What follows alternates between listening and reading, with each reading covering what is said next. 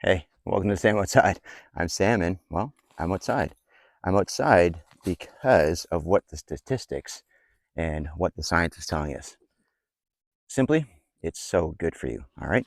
So you can Google it. Just benefits of nature exposure, benefits of going outside.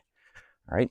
So you find little charts, little pyramids that recommend, believe it or not, by the American Food and Drug Association, right? 20 minutes, 3 times a week, right?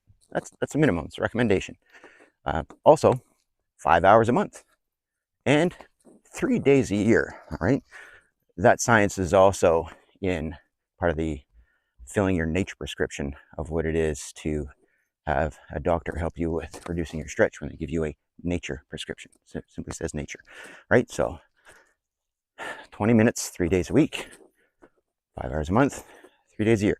It's a total reset. All right. So the benefits of doing that. So what they're talking about is allowing your body to be in nature. It's the bird song. It's water. It's being surrounded by other living things. In society, most of us, right, the greater percentage of the population lives in urban settings, right? We're surrounded by concrete, by structures, all man-made. Well, the further we get from nature, the greater the disconnection for other living things. And we lose a little bit of empathy. And what we also lose over time is that connection to others, meaning people, right? And although you think you would be surrounded by more people, nature, that disconnection, doesn't allow for that. So 20 minutes, 3 times a week, 5 hours a month, 3 consecutive days, 3 days in nature. It means like going on a camping trip, going hiking, canoeing, that sort of thing.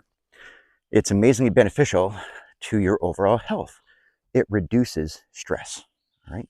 It lowers blood pressure.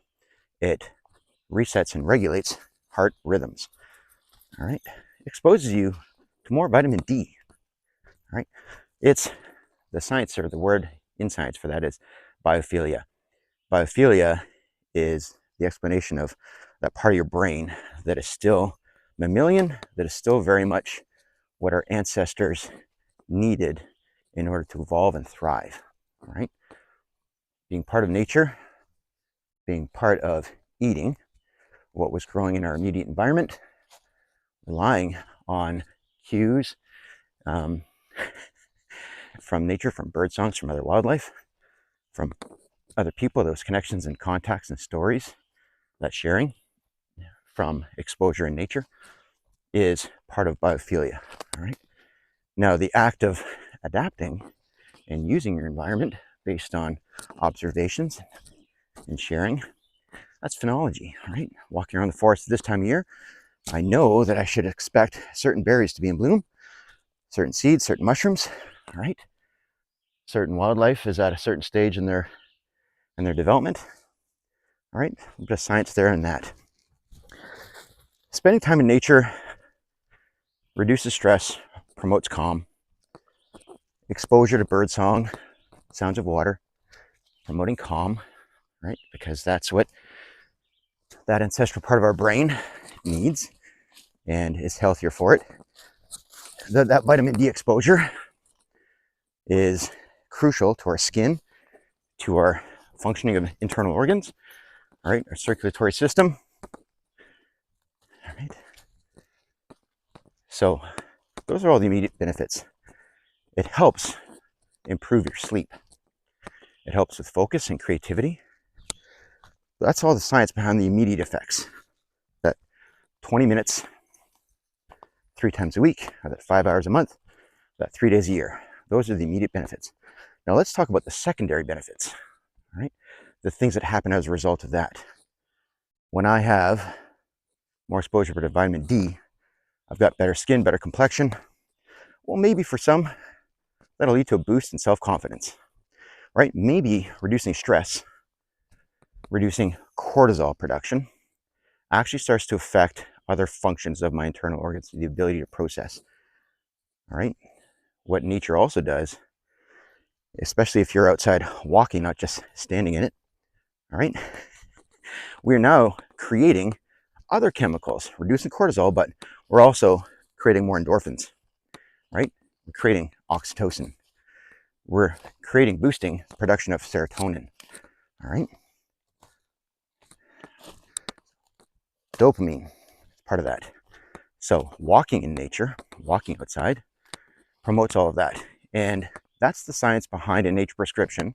And practicing filling your nature prescription alone is what's known as forest bathing or Shinrin-yoku. That's a practice that started formally in Japan in the 1980s.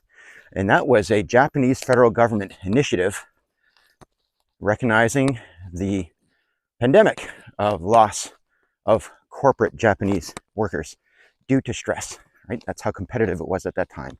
So take out all vending machines, take away the capacity and the need to eat lunch, get them outside, promote breaks, regulate work hours, right? Reduce the stress. And part of that science, part of that research by the Japanese government was spend 20 minutes, 3 days a week, 5 hours a month, spend 3 days a year, right? That's the science. And there are countries all around the world that are dedicating forest therapy walks, trails, self-guided. They've got plaques along the way inviting you to participate in different sensory invitations, all in an effort to reduce stress and promote health. So by reducing your blood pressure, regulating your heart rhythms, right, we are lowering the risk of cardiac arrest, stroke, right? Those are at the top. In fact, 4 to 5 visits to most emergency rooms are due to stress-related ailments, all right? Hypertension, right? And we also get into aspects of type 2 diabetes, all right? So when we have a change in our ability to sleep, process food, all that stuff, it affects our overall health. But that calmness, that confidence, those happy chemicals, endorphin, serotonin, oxytocin, dopamine, they help with self-regulation, which might then later help with, the need to curb the need to satiate yourself with a whole bag of chips. I love me some chips, crisps, but maybe I have 2 cups rather than the whole bag, all right? Maybe I don't finish the bottle. Maybe I enjoy an après-dîner drink, just 1 or 2, because it tastes good, all right? Maybe I don't eat all of the chocolate. So self-regulation's a big part of that, right? And that will compound into greater overall benefits. You will start to see the difference in your capacity, your endurance to stay outside, all right? These don't happen over time, or they don't happen immediately. They happen over time, all right? Small changes, but most people can find 20 minutes, 3 days a week to go to a local park, to go for a walk, right?